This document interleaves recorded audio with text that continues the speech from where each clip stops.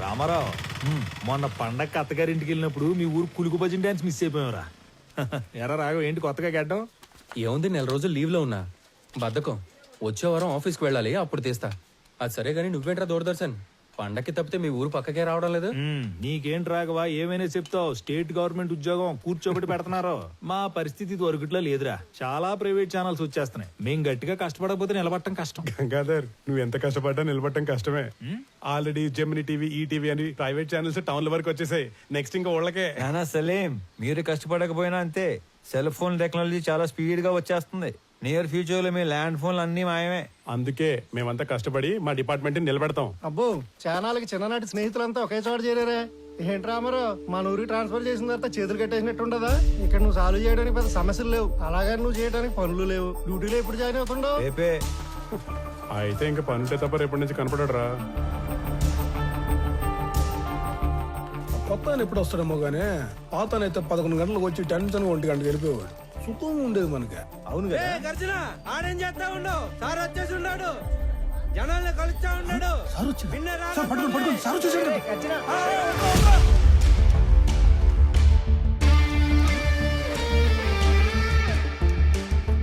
నమస్కారం సార్, నా పేరు గజ్జల శాంత్ స్వరూప్ సార్. అట్లంటారు నేను మీకెందుకు సార్ ఈ శ్రమ? నేను అందరూ బయటికి వెళ్తాను, మీరు పోయి ఆ సీట్లో కూర్చోండి సార్. నీకు కరెక్ట్ గా 15 నిమిషాలు టైం ఇస్తున్నా. స్టాఫ్ మొత్తం నా ముందు ఉండాలి. అందరూ వచ్చేసినట్టేనా? వచ్చేసారు సార్. నేను చెప్పేది 2 విషయాలు. ఒకటి, నేను ఛార్జ్ లో ఉన్న దగ్గర గుట్టలు గుట్టలుగా ఫైళ్లు, గుంపులు గుంపులుగా జనం అస్సలు ఉండకూడదు. ఉండాల్సింది ఐఎమ్ అండర్ పెయిడ్ అనే థాట్, అంటే జీతానికి మించి పని చేస్తున్నాం అనే భావన. 2, రెవెన్యూ రికార్డ్స్ లో మార్పులు చేర్పులు, రాళ్ల క్వారీ, గులక గుట్ట, ఇసుక రేవుల ఎన్ఓసీలు, బర్త్ అండ్ డెత్ నేటివిటీ సర్టిఫికెట్లు, ఆస్తి పన్ను వసూళ్లు, అంతస్తులు క్లియరెన్స్లు ఎక్సెట్రా లాంటి దక్షిణ వచ్చే పనులు మాత్రమే చేస్తే సరిపోదు. తలగోక్కోవడం, ప్యాంటు సర్దుకోవడం కాదు. రిమెంబర్, మన రాజ్యాంగంలో ఉన్న దాదాపు అన్ని సెక్షన్స్ కి మనమే బాస్, మనమే సర్వెంట్. Any questions? ఈ 2 విషయాలు ప్రాంప్ట్ గా ఉండగలం అనుకున్న వాళ్ళు మాత్రమే లోపలికి రండి. లేదంటే నో పే లీవ్ కి అప్లై చేసుకొని ట్రాన్స్ఫర్ కి ట్రై చేసుకోండి. ఓకే?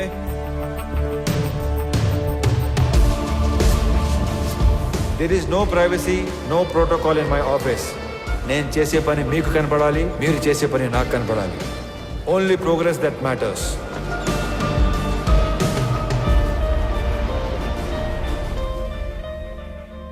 సార్, ఇతని అర్జీ చాలా ఏళ్ళుగా పెండింగ్లో ఉంది.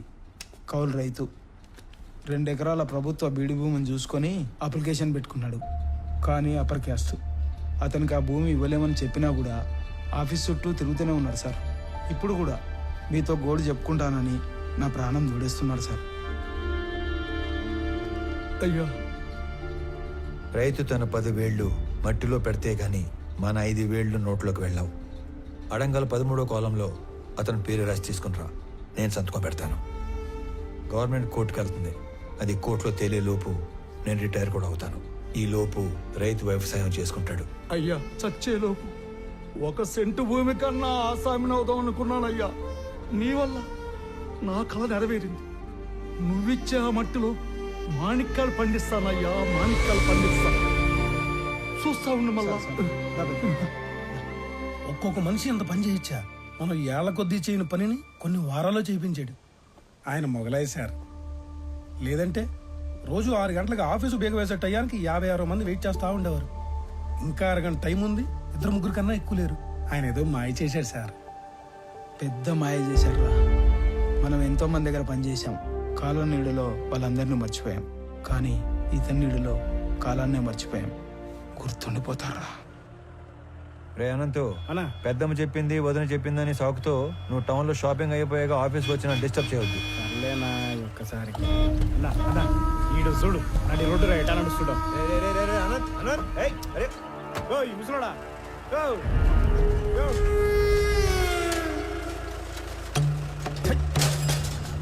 చూడనంత గట్టిగా మూసేసి వెనకొచ్చేటి బండు తొక్కే పైపోతావు. సంపుతా నా కొడక. నీ దూకుడేంద్రా పెద్దాన్ని పట్టుకొని. సార్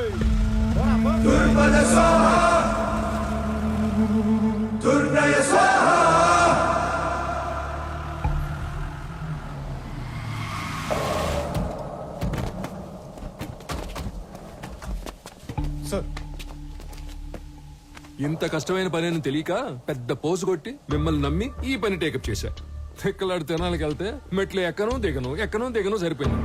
మీరు అంతే, వెళ్ళడం రావడం తప్ప ఏం ఉపయోగం లేదు. ఛ! సార్ మాల్ మొత్తం ఏదో రూట్లో ఎక్స్పోర్ట్ అయిపోయింది ఏమన్నా నాకు కొంచెం డౌట్ వస్తుంది సార్. అస్సలు కాల, ఖచ్చితంగా మాల్ ఎక్స్పోర్ట్ అవ్వలేదు. ఇది నేను చెప్పిన మాట కాదు. మాల్ ఎవరైతే డైరెక్ట్ గా ఎక్స్పోర్ట్ చేసుకుంటున్నాడో డాను వాడు చెప్పిన మాట. మాల్ మీకు ట్రేస్ అవ్వట్లేదు కదా అని మన దేశంలోనే లేదని చెప్పి కథలు చెప్పొద్దు. అయితే సార్ ఇంకో 4-5 టీములు పెట్టి తలా ఓ దిక్కు పంపి కూంబింగ్ ఆపరేషన్ చేస్తే త్వరగా ట్రేస్ చేయొచ్చు సార్. మీ చుట్టాలను కూడా తీసుకెళ్ళరా. నువ్వెవరో సామి నా కొంప ముంచెట్టున్నావు. ఎట్ట అంటే హడావుడి లేకుండా వెతకాలి. గవర్నమెంట్కి ఏమాత్రం ఒప్పందినా చాలా డేంజర్. ఇన్ని 100 కోట్ల ఎర్రచందనం ఒకేసారి దొరికితే దేశం ఉలిక్కి పడుద్ది. కలపకి కాపలా కూడా పెరిగిద్ది. Okay sir. దీంట్లో ఏది జరిగినా నన్ను లేపేస్తారు. సైలెంట్ గానే ఎతకండి, కానీ కొంచెం స్పీడ్ పెంచండి. Yes sir. పోండి.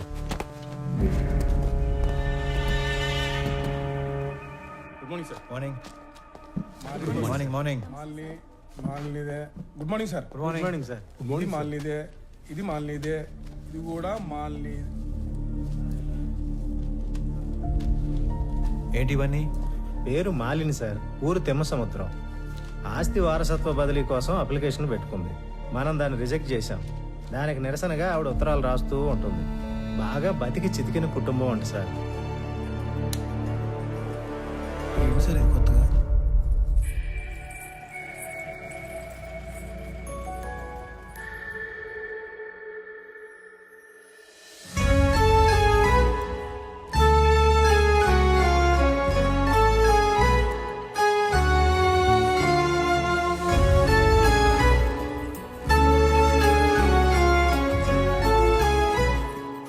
రామా, ఎన్నేళ్ళైంది నిన్ను చూసి. అయినా నువ్వు అసలు ఏం మారలేదు. రా కూర్చో. పర్లేదు, ఇక్కడ కూర్చుంటాను.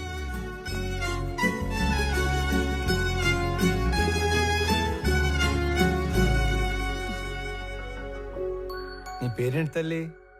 రామలక్ష్మి.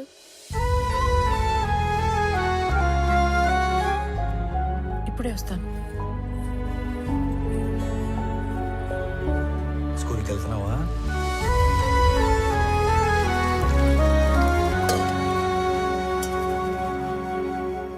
Good girl.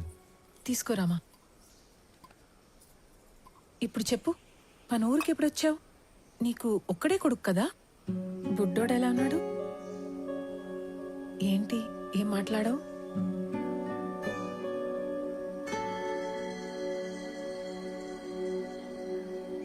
అసలు ఏం జరిగింది? రామా, నువ్వు వెళ్ళి ఆడుకో తల్లి.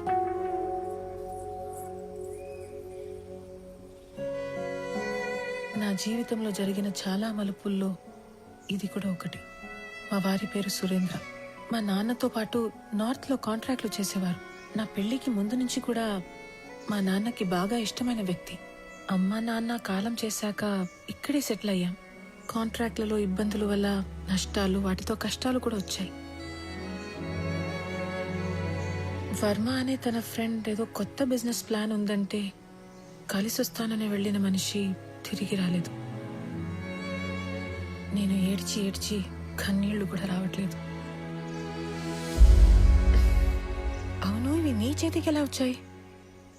కొన్ని రోజుల క్రితమే డిప్యూటీ కలెక్టర్ గా ఇక్కడికి ట్రాన్స్ఫర్ అయ్యి వచ్చాను. అవునా? ఇంట్లో ఇంకెవరు లేరా? మా ఆయన్ని వెతుకుతూ రోడ్ యాక్సిడెంట్ లో మా మామగారు కూడా పోయారు. ఇవన్నీ చాలా ఉన్నట్టు సురేంద్ర ఉన్నంత కాలం పలకరింపుకి వచ్చే అతని పార్ట్నర్స్ కూడా ఇప్పుడు డబ్బు కోసం బెదిరింపులకి వస్తున్నారు. పోలీసుల చుట్టూ, లాయర్ల చుట్టూ, నీ ఆఫీస్ చుట్టూ తిరిగి తిరిగి విసిగిపోయి రోజుకో లెటర్ పంపుతుంటాను. దానివల్ల ఉపయోగం లేదు, కానీ కనీసం నా బాధ నిరసన అయినా తెలిపితే మనసు తేలిక పడుతుంది కదా. వీటి వల్ల ఉపయోగం ఉంది. ఇవే నన్ను ఇక్కడి దాకా తీసుకొచ్చాయి. ఇకపై ఇది నా బాధ్యత.